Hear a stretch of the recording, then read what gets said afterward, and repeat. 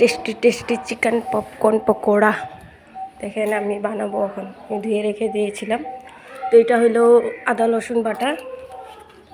তো আদা রসুন বাটার পরে আমি লবণ, হলদি, অল্প ধনিয়ার গুঁড়া দিয়ে দিমু, অল্প মরিচের গুঁড়া দিয়ে দিমু, আর কালা সয়া সসটা দিয়ে দিমু, আর ভিনেগার অল্প দিয়ে দিমু, দিয়ে মেখে থুয়ে দিমু। তারপরে আমি ময়দা দিয়ে বানাবো এটা। তো ময়দা রেডি করছি আমি। ময়দার মধ্যে অল্প লবণ আর অল্প রং গুঁড়া দিয়ে দিব, দিয়ে ফেটে নিব, মিলাই নিব। আমি মিলানি হয়ে গেছে। এখন মাংসটারে ময়দাটার উপরে দিব, দেখেন ফেটে নিব। তারপরে ঠান্ডা জল রাখছি ফ্রিজের, ঠান্ডা জলটার মধ্যে দিয়া দিব।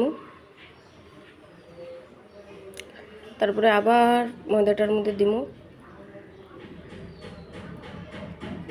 দিয়ে আমি কড়াই বয়ে রাখছি। কড়াইটা গরমও হয়ে গেছে, তেল ডাইলা দিব। তো তেল ডাইলা দিছি আমি, ওই যে এখন দিয়া দিব একটা একটা করে।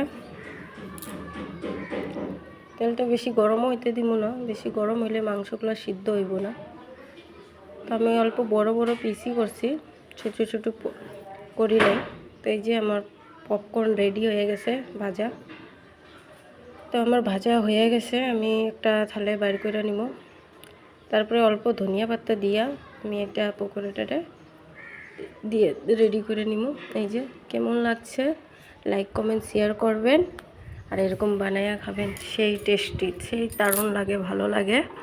তো আমি একটা ভেঙে দেখাই দিয়েছি, এই যে ইস কি ভালো লাগে, এরকম বানায়া খায়া দেখবেন। তো আমি এখন রাখি, বাই বাই, টাটা। আগের রেসিপিতে দেখা হইব।